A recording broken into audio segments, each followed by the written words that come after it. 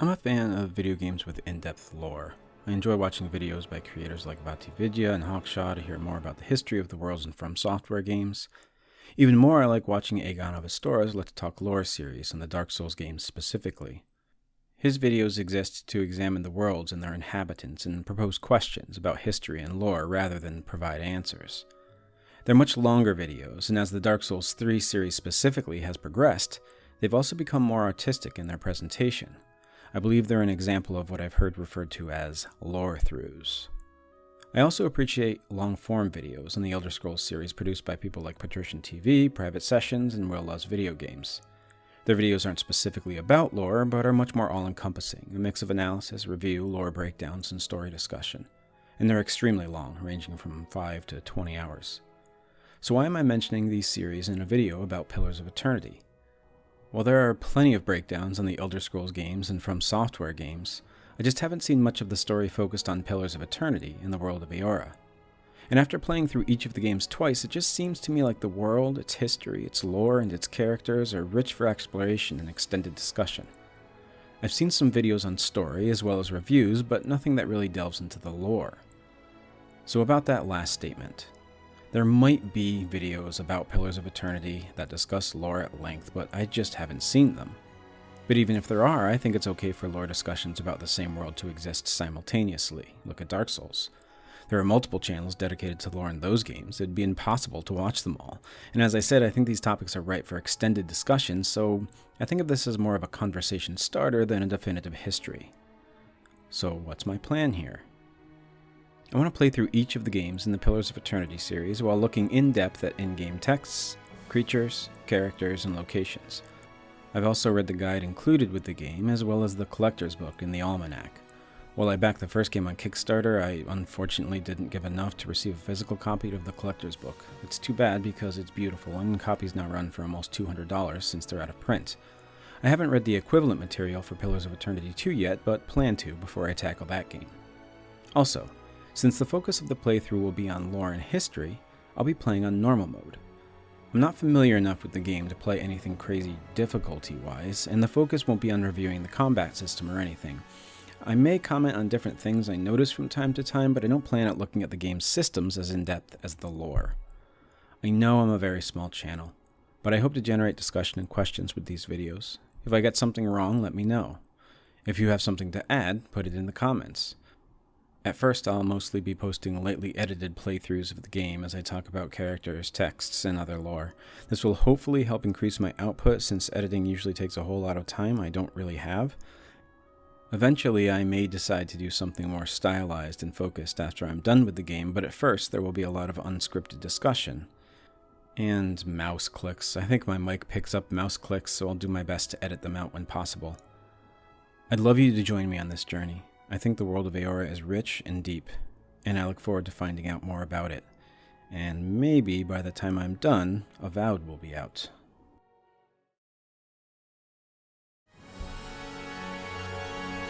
Welcome to the first session for Pillars of Eternity. Going to be going through this game, playing it obviously, and really examining the lore. As I said in the intro, I've read a lot of the documents that were provided with the launch of the game, and I'm going to be reading books in-game. I'll also be looking, when I do character creation, I'll at least be looking at the races. Not so much all the spells and everything like that, but if I see something interesting, I might go over the spell. But I will be creating a pale elf character, and I'll go through some of the character creation with the recording on, but you might not see all of it, just so while I'm choosing things you don't just see me thinking. I know that's not a lot of fun, so I'll try to pause it when that happens. So let's start a new game. I think in the intro I'm going to be doing a pale elf character. I think I said that in the intro, but let's get started. New game. Going to do normal. I don't want to get too much into like the intricacies of combat and everything here, so I'm not going to go up to hard. But also, I have played on easy before, and it was actually too easy, so I got bored. So I want to just start with normal and accept.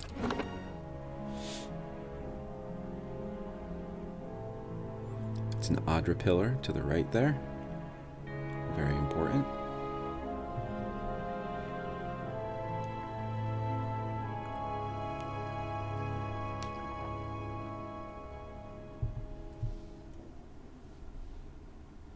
Five wagons grope blindly for the path on a starless night, their master glancing ever upward to the skies for assurance that he is on the right course. A dim lantern his only protection against the encroaching darkness. But the skies bring no comfort, shining no light, betraying no hint of what they know. The caravan carries travelers bound for the frontier hamlet of Gilded Vale, you among them, where a local lord has offered land and wealth to settlers from abroad looking for a fresh start. You have taken suddenly ill, sweating and shivering, and one of the other travelers signals for the Caravan Master to stop on your behalf. He pulls up just in time to avoid plowing into the trunk of a fallen tree that bars the way ahead. You will go no further tonight. So I really like the intro narration. It does a really good job of setting up the mood. Not too much in the way of lore, though. We do learn about Gilded Vale, which is where we're headed, the name of the town where we're headed, and that a local lord is offering land for new settlers. So it looks like he's trying to get some new people to live in the land that he is ruling. All right, done.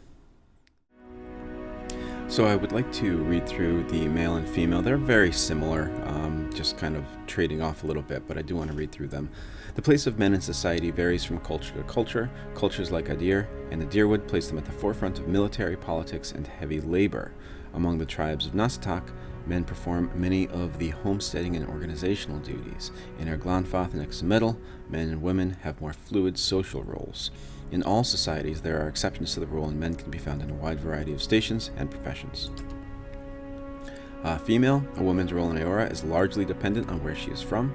In the Adir Empire, Valian Republics, and the Deerwood, women occupy many domestic, educational, and organizational roles. They are the primary hunters, soldiers, and leaders of the tribes of Nasatak. In Erglanfath and Ixmiddle, women have more fluid social roles. In all societies, there are exceptions to the rule, and women can be found in a wide variety of stations and professions. So here we see they're very similar, just obviously kind of opposite in the roles that they play in Adir Empire, Valian Republics in the Deerwood, and Nasatak. So I'm going to play a male character. Here are the races. One of the things that the guidebook and actually just the guidebook says often,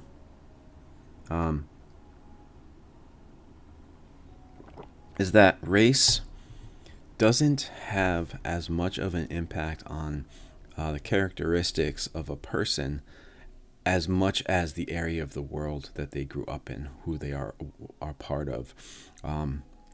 So elves that live in the Deerwood, in Deerwooden towns, would have more in common with human that live in the Deerwood, in those Deerwooden towns, than they would with elves that live in like the Deadfire or the White That Wends. Those are places that we will go over. I do want to read the locations as well. So it's not so much race as it is area that you live that determines your kind of characteristics and what you value in your morals and those kinds of things. So this is a human here. These are the races. Dungeons and Dragons calls them species now. I don't think that's a great word, but I do think it's a better word than race. But in this game, they are race. So humans, commonly called folk, are the most common race in the Deerwood, the Adir Empire, Old Valia, and the Valian Republics. Though not as large as the towering Almawa, humans are known for their strength and willpower.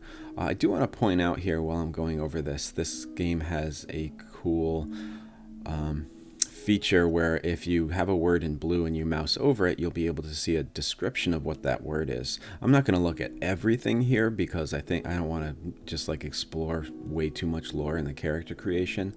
But this says Valian Republics, a mercantile power and former colony of a larger, more ancient nation, Old Valia.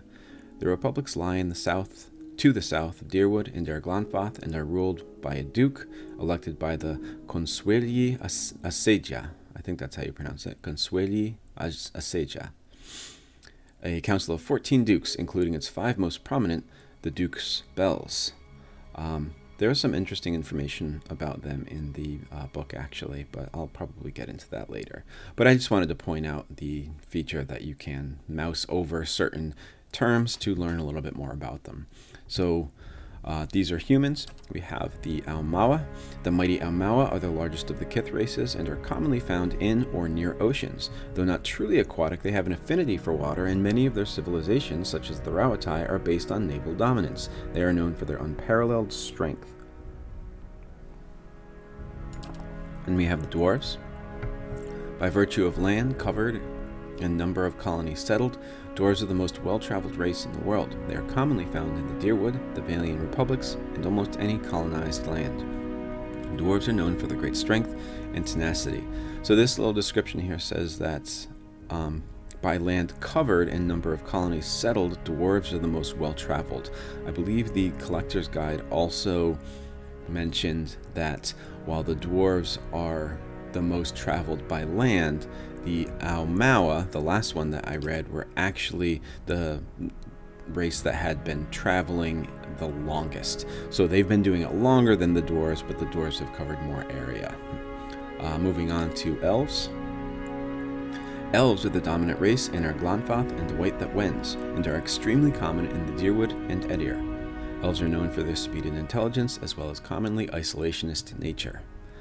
That's actually, we are going to choose elf, but before I do that, let's read the Orlans. Orlans are the smallest of the Kith races, though many cultures don't consider them to be civilized at all. Also notable for their large ears, two-toned skin, and hirsute bodies, Orlans are commonly found in Erglonfath, the Ix-Metal Plains, and parts of Dyrwood. They are known for their mental intensity and sharp senses. So that's a little Orlan right there. And finally, the last race are the Godlike. The Godlike are children of the Kith, civilized races. So here, I've said that term a few times. Kith is the civilized races. All these races that I just read through are all considered Kith, who have been blessed with physical aspects associated with the gods, though some do not consider it a blessing. These aspects may take many forms, and often come with mystical powers. Aberrant head shapes are typical, and godlike are unable to wear protective headgear, and it is near impossible to find anything that fits. Because of their unusual nature and their ability to reproduce, godlike are often viewed with fear and wonder. So these godlikes are kind of interesting. They can be the children of any race, and they can, and it's just kind of like a luck of the draw kind of thing. They are sterile, and they can't have their own children, but they can be children of anybody of any race, which is kind of interesting. And they all have something up with their head. It could be feathers, could be scales, could be, I don't know what this guy's got here. He's got some kind of growth. And there are many different kinds of godlike. This looks like some kind of alienist growth. Interesting. So again, I said we're going to choose an elf. We're going to be a pale elf, but here's what it says about wood elves. Wood elves, also known as skelter folk, trace their beginnings far north of present-day Edir and have migrated south through the forests of the continent, now covering all the way south across the equator. They are also believed to have migrated across the sea to Erglonfath. While physiologically identical to one another, wood elves from Edir are culturally different from those in Erglonfath and consider themselves wholly different groups. Distant advantage. Against any enemy that is more than 4 meters away, wood elves gain bonus to accuracy, deflection, and reflex. And we are going to be a pale elf. It is unclear exactly how long the pale elves, Glamfallen, came to the southern polar regions of the world, but they have lived there for at least 12,000 years based on their continuous contact with Aumaua traders. They appear to be among the most stationary ethnic groups in the world, migrating within the polar region, but seldom venturing far north. They are rare in all northern lands, and most people consider them exotic if they have seen one at all. Elemental endurance. All pale elves have increased burn and freeze damage. Yeah, I said I'm going to choose this one, and I am. I think before I go into what that means for my character, I want to read the locations that you can come from, because Pale Elves come from it's very important where they come from. So before I get into the reasons why and what all this means, I want to read the locations. I'm not going to go through all of the classes here, but I do want, so we have our regular like Barbarian, Paladin, Priest. Chanter is kind of like a bard. In the old BioWare games, I don't think bards can sing and attack at the same time, but in this game they can.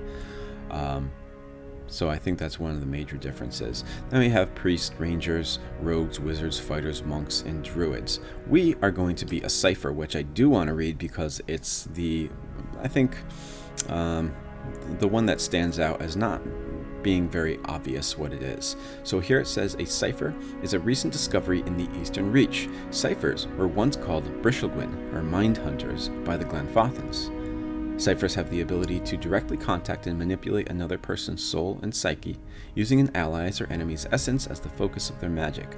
Though most Ciphers are still found in the Eastern Reach, practitioners of the techniques have spread throughout the known world. They are gaining acceptance over time, but are generally distrusted, especially by the uneducated. Starting ability, their powers. Ciphers can directly target allies and enemies with powerful soul-focused effects. These powers cost focus, which Ciphers build through the use of their soul whip. So we get a bonus to stealth, lore, and mechanics. Tells us where we kind of start off. Endurance, health, accuracy, deflection. Notably here, endurance and health. Endurance is a number that is about your ability to stay fighting in battle, and you can run out of endurance and fall to the ground unconscious without dying. Health is a different stat that when it reaches 0, that's when you die, and I believe if you die in battle, you wake up wounded, and if you die when wounded, then you're dead for good. So there is a lot of reasons why you could lose endurance, but health takes a lot longer to actually lose. It's kind of an interesting system. But anyway, I'm going to be a Cipher. I can build up focus by attacking, and then use that focus to use some special powers that are effectively magic spells, but lore-wise, they are different from magic spells. So next.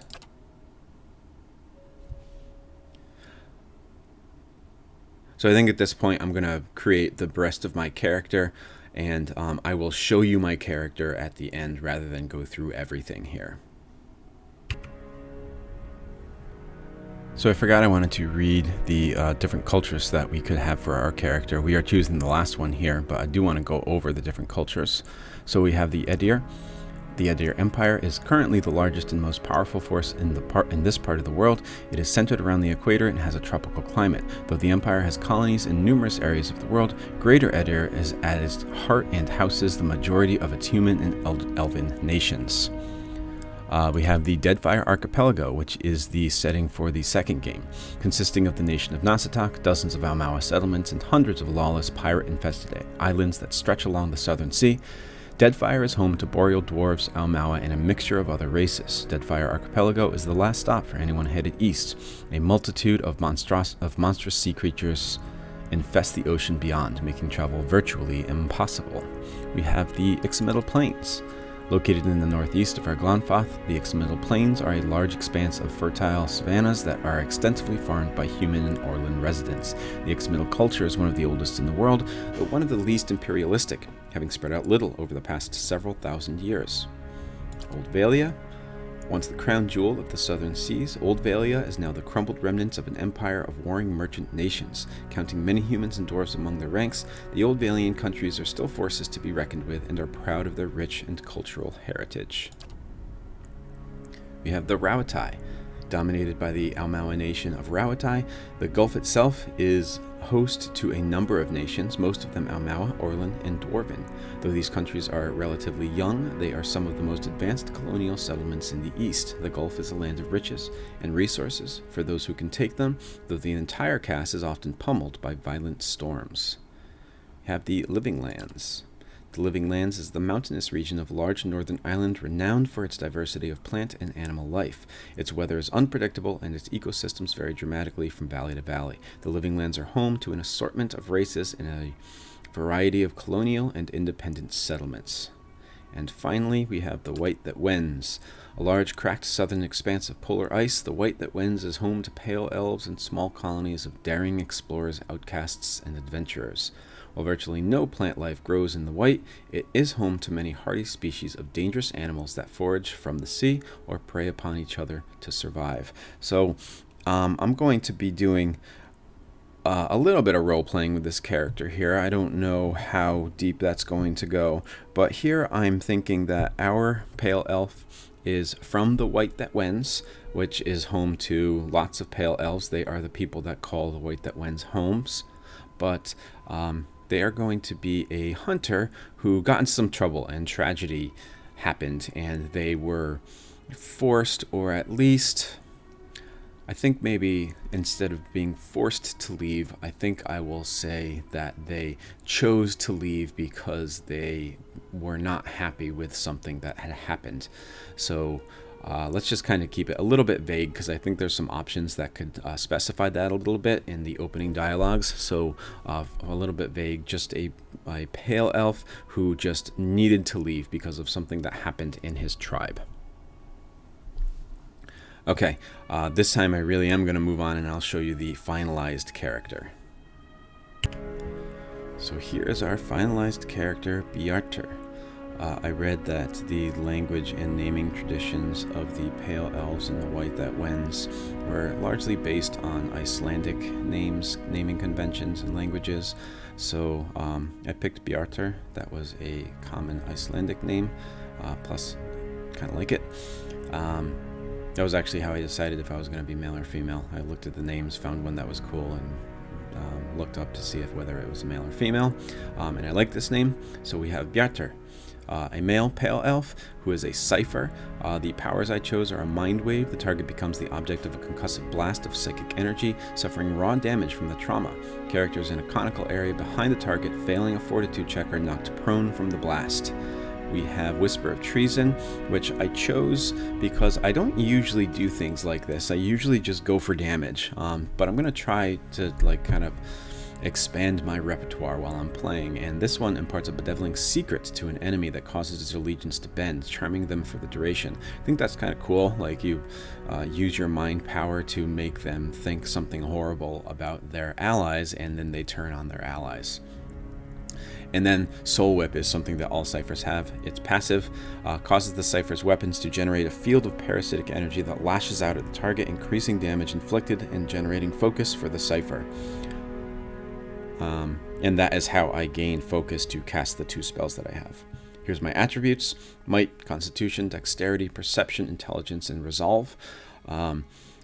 They sound very similar to like D&D stats of like Strength, Constitution, Dexterity, Wisdom, Intelligence, and what is it, Luck? I don't remember what the last one is. Charisma. But it's not quite that. Might is all damage, magic, or physical damage, and it's also healing. Might is just basically the number that is from whatever attack or healing spell you choose. Constitution has to do with your overall endurance. Dexterity is obviously your agility.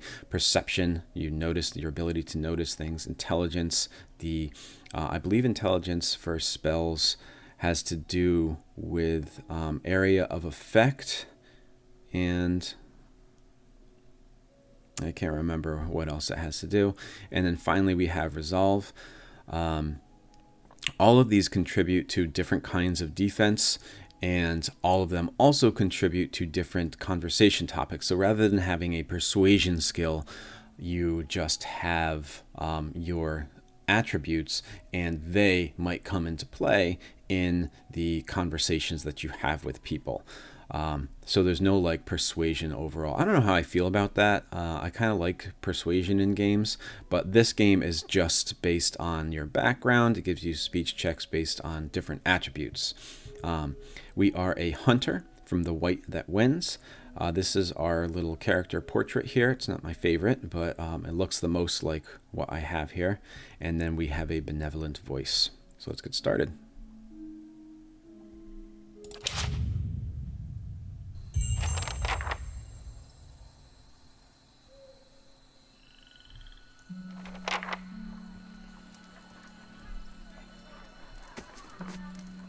The Caravan Master finishes addressing the group, his bushy red mustache and sagging jowls quivering as if for emphasis. This is Caravan Master Odema. Everybody stays close to the wagons, got it? Stay out of the woods, and beasts take you if you were planning a stroll through those ruins up there. He nods toward a looming black mass on the hillside. Whole area's crawling with hut-dwelling types who would be happy to stick an axe in you for trespassing. So mind that you don't track mud on their sacred blazing rocks. So here is, he doesn't actually use the word Glanfathans, but here's our first mention of the Glanfathans. They are the native people that lived in what's now called the Deerwood before the Adran Empire came and colonized it. There are a lot of ancient ruins that they protect. The ancient ruins were erected by a group of people called the Engwithans. I believe Odema's going to mention them a little bit later. And the Glanfathans take it very seriously to protect them. But here, well, I wanted to say a little bit more about the Glanfathan tribes, but I think I'll wait for a little bit later in this introduction here. So let's continue. Tonight, everybody stays put, and in the morning we'll get the path cleared. Gilded Vale's less than a day out. Understood? At last, the Caravan Master turns to you, frowning as he looks you over. Touch of the rumbling rot, could be. There's a stinging beetle round here, carries it. You'll be fine once it passes your innards. Unless you don't drink water, course. Which case you'll be dead in a day. So I'm sick. There's a berry grows in these parts, small and pink, called a springberry. About the size of a fingernail. Give you cramps if you eat it, but the frontiersmen make a tea from it. Calms the insides. Should get you through the night. You might check around, see if you can find some. Meanwhile, I'll see if we can scare you up some water.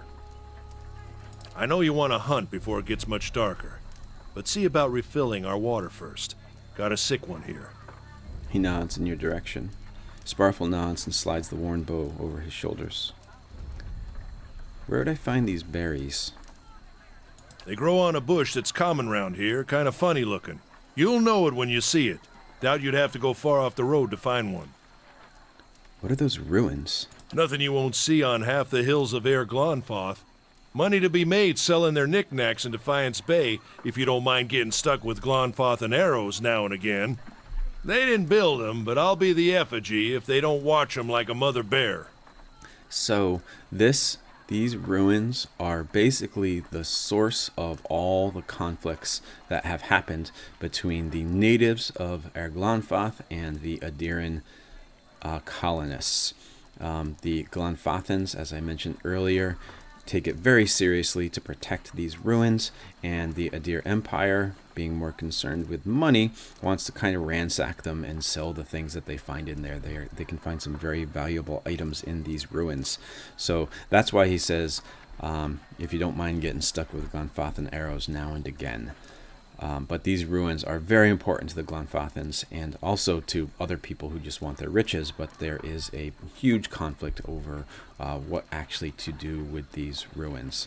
This is very reminiscent of some real-world imperialistic countries who just kind of come and bulldoze the natives that are there because of the resources that they have.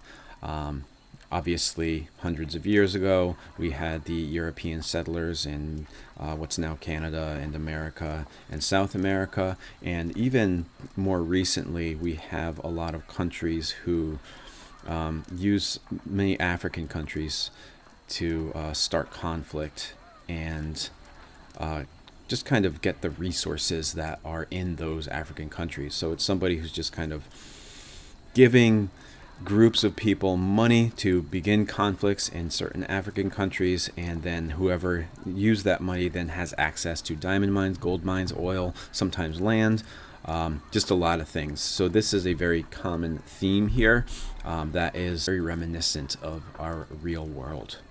Of course, all the ones around here have been ransacked 10 times over. Got nothing left worth half a pawn. So I hear. Who did build the ruins? Got different names for 'em. Settlers called them Ingwithans. Nobody that liked them enough to stop them becoming ruins, tell you that much. Here's our first mention of the Ingwithans here. Is it dangerous out here? Not if you hurry about your business, and not if the weather holds up. What kind of weather do they get out here? This time of year, rain mostly, and wind. But there's a different kind of wind out here time to time. Locals call it a beowick, born out of the ether, the spirit's path. Never seen it myself, never cared to. So Adema here mentions the beowicks, and that is called a spirit wind. According to the almanac, it says, across the haunted ruins of our Glanfath, beowicks swirl in deadly maelstroms that can tear the soul from living bodies. So in this world, souls are very real. They are actual physical things, not just a kind of colloquial term for what kind of person you are or something. And gods are also real. Because I played this game, I know a little bit more about them, but at the beginning of the game, we know that the gods are not just some kind of nebulous presence that people believe in, but they are very much a part of the world, and they are real. Same with souls. So beowicks, if you get caught in one, can actually tear your soul from your body. And I did want to bring up here about the beowicks.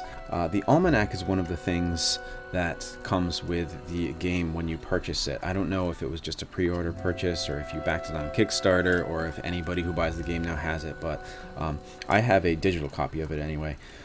And the almanac, I think, is the most interesting of the reading material here because it's written from the point of view of somebody in universe, which means that it's not always reliable as a source. It's more of a primary source, if you could say that for a fictional game. There are even like notes from different people throughout the almanac. Some of them are kind of insulting to the original author.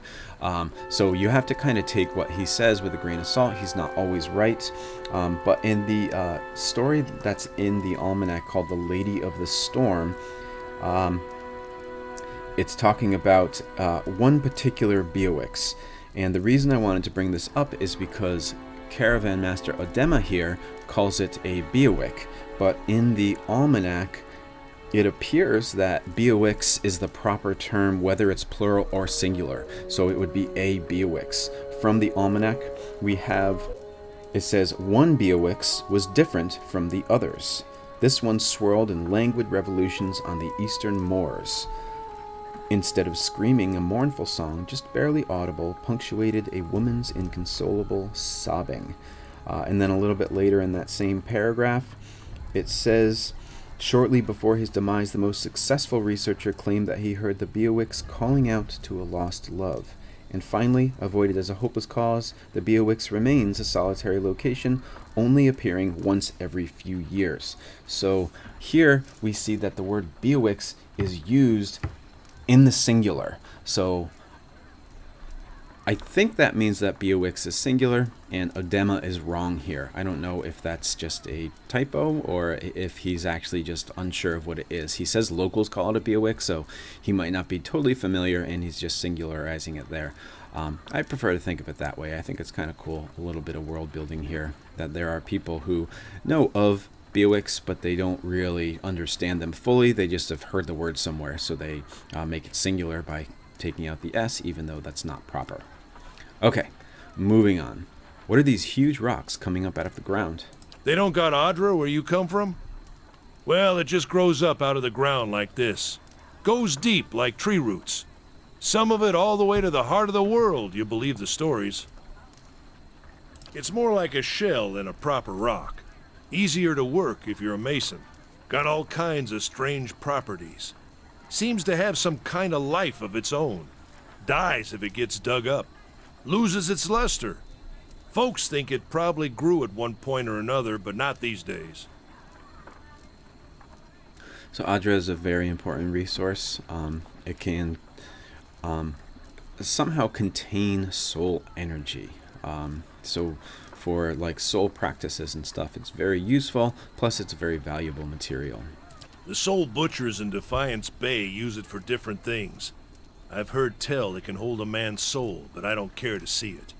Got enough to worry about without seeing something like that. One of the first major conflicts, I believe, is called the Broken Stone War between Erglanfath and the Adir Empire, the colonists, was because I believe, farmer was like laying out his land, and he accidentally destroyed a pillar of adra. Didn't realize it, but it caused a pretty big conflict. We'll get into more about the conflicts a little bit later, though. There's probably some books about it in the world. So I'm going to leave. I'll go see about those berries then. Hold on. Take someone with you. I know you're not some helpless tenderfoot, not like most of this lot. But you drop dead, I don't want to be looking for the body. Got a schedule to keep. He scans over the travelers, resting his eyes at length on a sturdy, armor-clad woman who has spent the journey's nights sleeping on uneven ground without blanket or pillow. Kalisha. Kalisha! The woman looks up on her own time. He needs to find some spring berries. Watch that he doesn't drop dead. No promises. What kind of guide says something like that? Kind you can afford. Don't listen to her. You're in good hands. And I pay too well, if anything. Off with you. Hayden should have supplies. See that you're equipped before you head out. We're in harsh country. Get your berries and hurry back. And if you get so much as a tickle of wind, you drop everything and you run. Something in the air tonight. If it's a beowick, we'll shelter in the ruins. Hut dwellers be damned. You heard the man. Let's get going before you keel over. It's no trouble.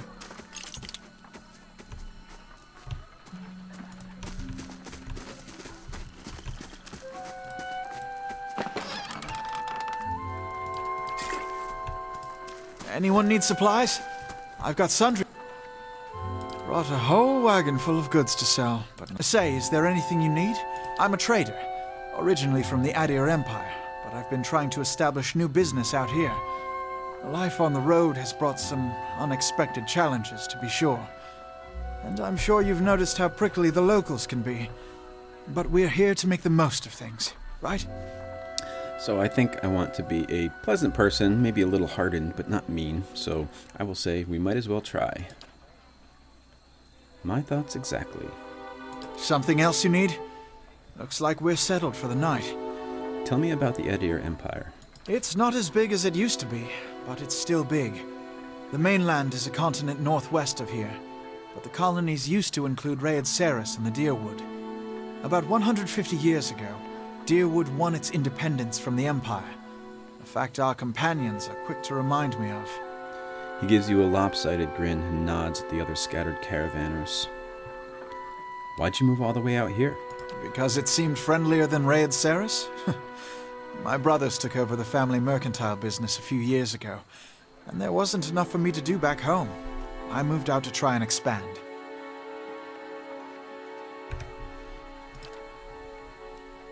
He shrugs. Deerwood is a former Adir colony, so it seemed like a good place to start. And as much as I admire the Raed Saren's work ethic, they've always struck me as a little fanatical. Raed Saris is another very important area north of the Deerwood. We'll go into a little bit more about them later. So I'm going to say, sounds reasonable enough. Out here, I'm just taking it one day at a time. So let's see what you got. This guy's a shopkeeper. I already have here a ring, Gon's Pledge. Gon is another name for a god in the world, Aethys. Right-click on this. It says, this item grants the ability to shield the wearer from myriad perils that plague the world of Eora. An aspect of the god Aethys, Gon represents the harvest of old age, symbolized here by the many interlocking sickles that form the ring. As Gon helps protect the dignity of old age, so too do his followers pledge to prevent young lives from being harvested for their time. Oh, before their time. And then we have our giant miniature space piglet. This tiny titanic pig has an otherworldly appearance that seems to be at odds with its endearing behavior. It follows you dutifully and requires nothing in return save companionship. A little nod to Minsk and Boo there.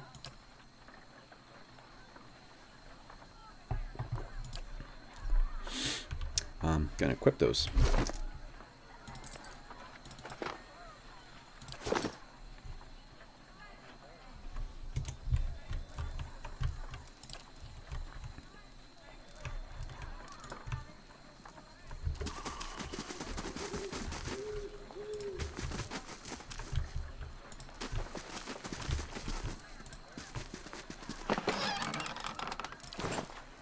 I suppose it can't be helped. Hope that helps.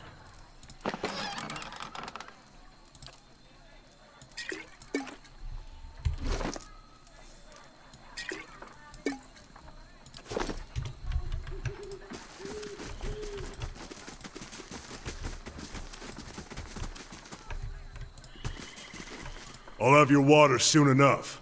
Stream's not going anywhere.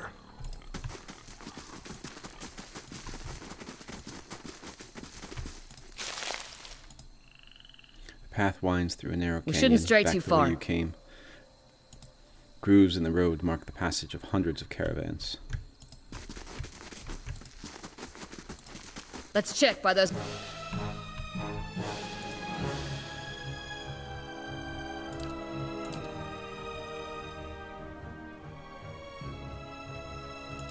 Let's check by those outcroppings.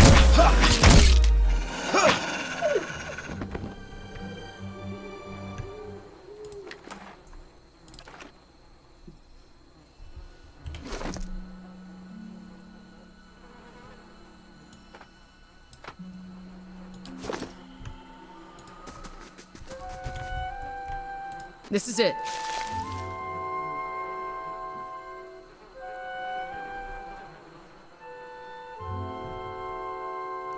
This is because I'm a hunter. That's what this means here.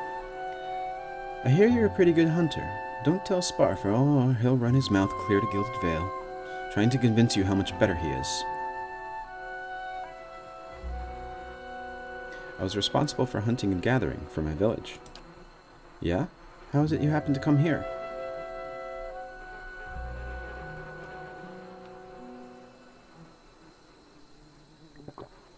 We had an accident, and I was blamed for another hunter's death.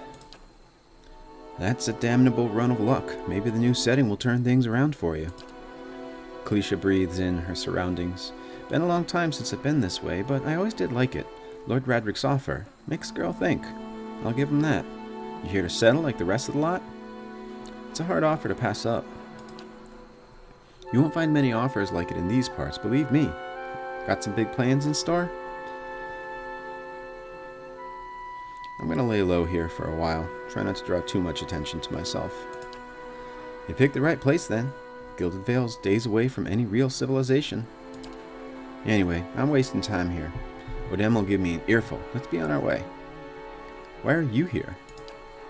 Kalisha sighs unevenly. Her eyes search the ground at her feet. My sister moved out here some time back. She sent me a letter. She seemed worried. But that's how she always is. This time, though, she asked me to come out, and that's got me a little worried. I haven't seen her in ages, been doing guide work in Ixmetal, but I'd do anything for her. She's a much better woman than me, so I'm here and we'll see. Odem I've worked with before. He doesn't usually drive a route this way, but he's doing it for me. Tell me about yourself. I've got simple needs. I like open skies and far horizons. I find work that lets me live that way. My family wanders too. We started in Deerwood, but my parents ended up in the Living Lands. I've got a brother in Rauatai and another in Adir. My sister in Gilded Vale, she's the only real homebody. What can you tell me about Deerwood? Not much for history, but from what I know, it used to be a part of the Adir Empire. Broke off after a war some years back. The locals here are feisty, and that's how they like it. I've been out of touch, but I've been hearing weird kinds of things about it lately. People having trouble giving birth, I guess. A lot of them. Been going on for years now, but somehow it's getting worse. With an uneasy tremor in her voice, she adds, I'll have to ask my sister more about it.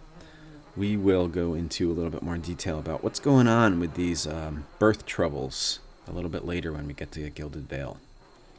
Alright, let's get back to camp. You know, I wouldn't hold my breath that Sparkle's get in the water anytime soon. He does what he feels like, when he feels like it. We should check up on him first, slap him around a little. Stream's just down that way. Come on, let's get your water.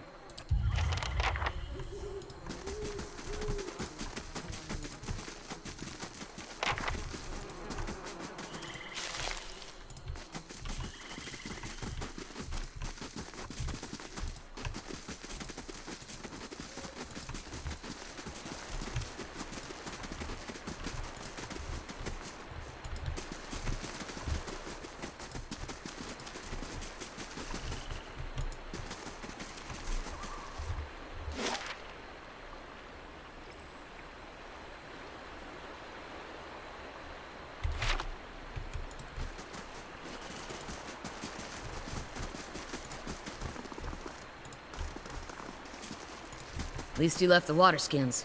Come on. You crouch at the riverbank and dip your water skin in the cool water while Kalisha waits nearby, keeping watch. As you rise, you notice her look up sharply towards the tree line. You have gained an item, quest, full water skin, added to the stash. Out of the trees emerges Sparkle, one of the guides, barely discernible in the dim moonlight. He no longer carries his bow, and there is a strangeness to his gait, his stride wobbly as he moves toward you with labored breath. Sparkle? Felicia frowns. Are you alright? Sparkle's toe catches on a rock, and he collapses forward in a heap, the feathered shaft of an arrow planted between his shoulders like an enemy flag.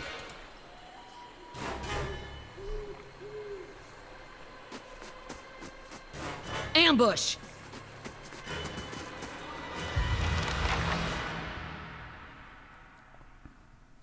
So here's our first Glenfathan hunters, who are, if we look at the map, protecting the ruins that are right up here.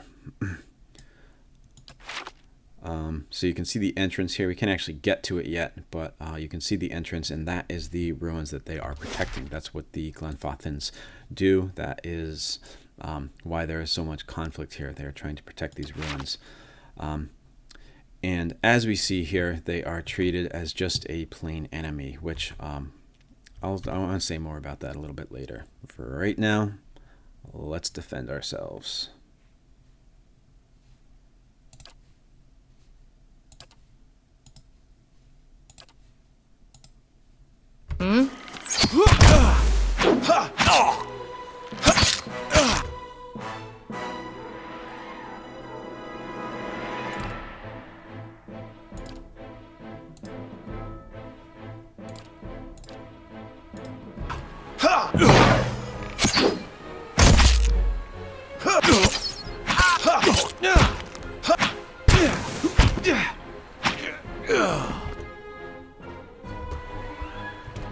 Come on, we have to get back to camp. Certainly.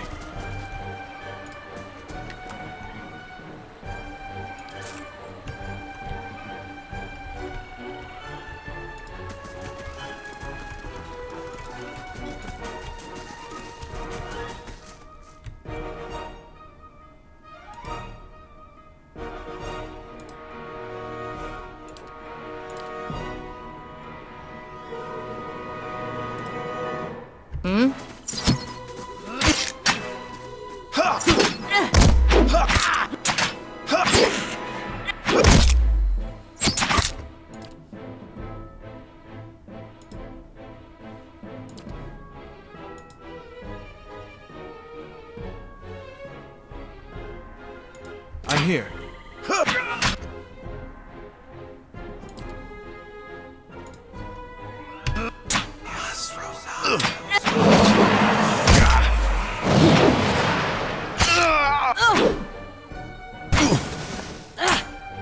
Stand to...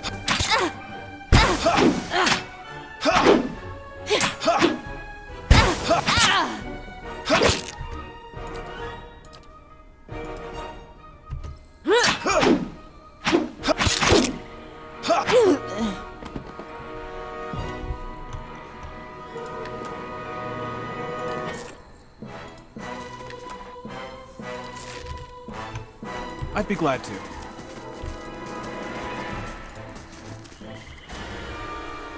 Glanfathan leader. All around you lie the massacred remains of the other travelers, peppered with arrows and knife hilts, splayed and bug-eyed and filthy. Kalisha puts back her left hand to her mouth as if to ward away some poisonous vapor.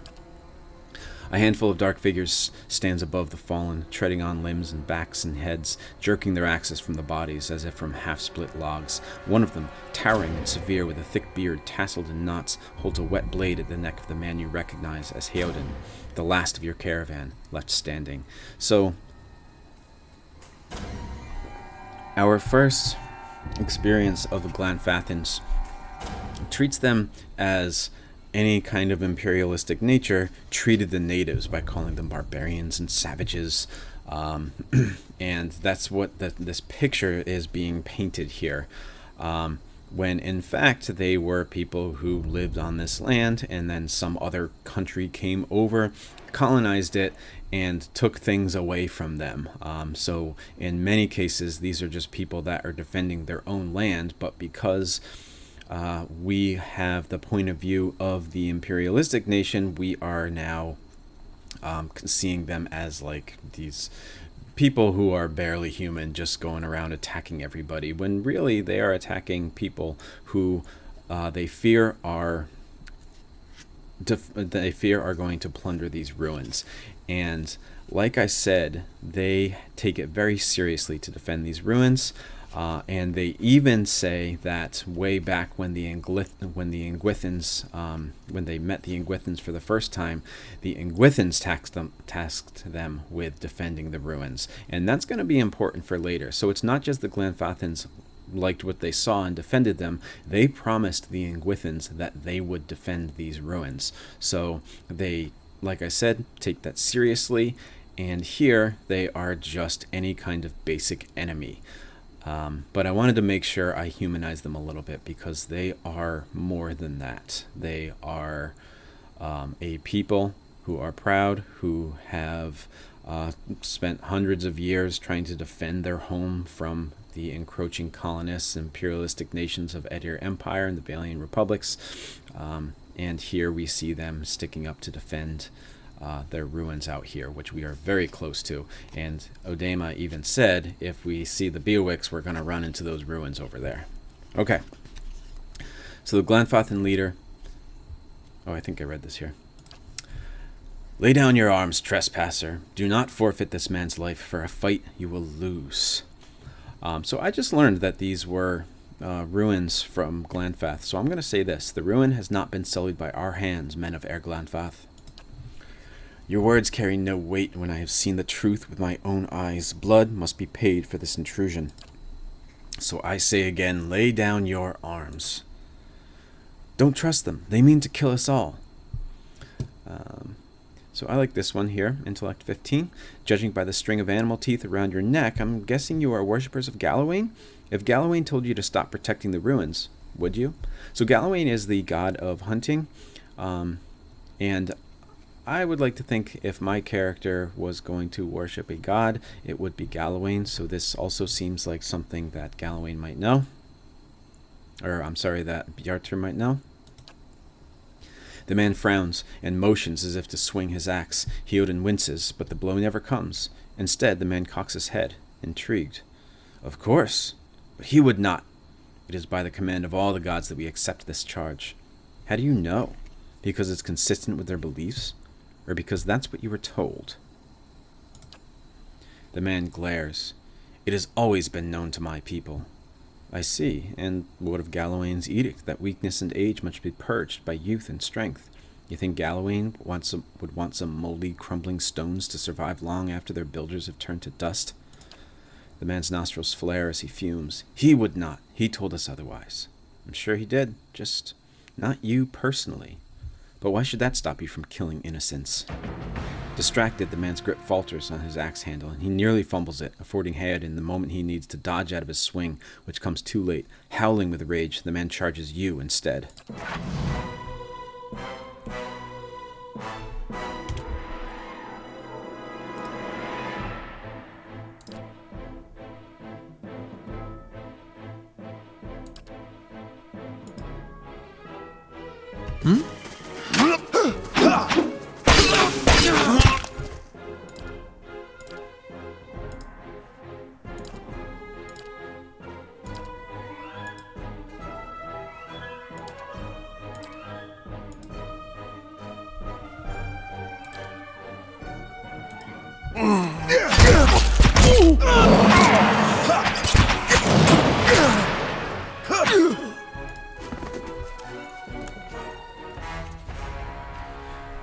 Your enemy lies supine on the ground, unable to rise, his companions now silent among the other dead. His breath comes in wheezing, fitful gasps. He looks not at you, but at the sky above. Forgive us. Barely audible beneath his choked sighs, a whisper of wind stirs the air. At this, the man's eyes roll back as he closes them. Good. Good. The gods are just. A queer smile crosses his face. I am ready. The wind begins to swell, whipping around the camp, electric and volatile, upending pots and rattling tents like an angry spirit. You can feel it begin to seep beneath your skin, and where it pierces you, it feels as though it is rending you apart from within. Caravan Master Odema, seated against a wagon wheel amidst the howling maelstrom, slashed across chest and bowel, Odema's body stirs, and with great effort he raises his sagging head, his eyes barely open. He looks directly at you. Get inside! Run!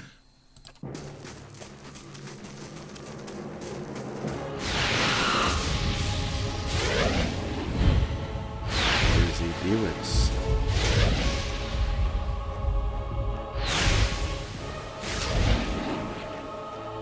Straining against a gale that threatens to pull you off your feet with every step, you set your hands in the worn folds of weathered rock and set about pulling yourself up the precipice.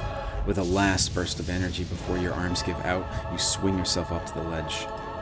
Hayden trails behind, slowed by injury and delayed by early hesitation. As he nears the face of the rocks, one of the fallen attackers, who had been feigning death, lunges for Hayden and topples him onto the rocky ground. Restrained, Hayden lashes out against his fatigued assailant but struggles to break his hold. They are close to you. Despite the wind, from your position, if you were to throw your weapon at the attacker, you would have a good chance of hitting your mark. Throw your weapon at the attacker. Your aim is true. The hit jars Hayden loose. Lurching to his feet, Hayden clambers up the base of the rocks. As he nears the top, however, the wind flares, pulling him sideways and tearing one of his hands free. But diving out of the hard rock, you manage to catch hold of it. Securing his other hand, you pull up with waning strength, and it feels as though your arms will be jerked from their sockets. They hold just long enough for Hayden to set his feet and join you on the trembling ledge. There is a deep resonance to the swelling wind now. You feel it in the rocks beneath your feet and inside the cavity of your own chest, as though it would shake the marrow from your bones. Each new gust menaces the old stones before you, loosening connections, unsettling balances. As you dart beneath the old archway, the entire portal begins to fall beneath its own weight. Was that? A beowick. Had to be. Then we're lucky to be alive. And we're the only ones. Ups. We're not getting out that way anyway. Let's get further inside. Every once in a while the game glitches and it seems like it messes up some dialogue. She said, "We can't stay here. There could be another collapse. We're not getting out that way anyway. Let's get further inside."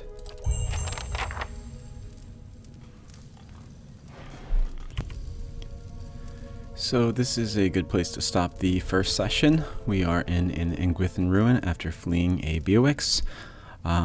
So I will save the game. Bearter. Manual save.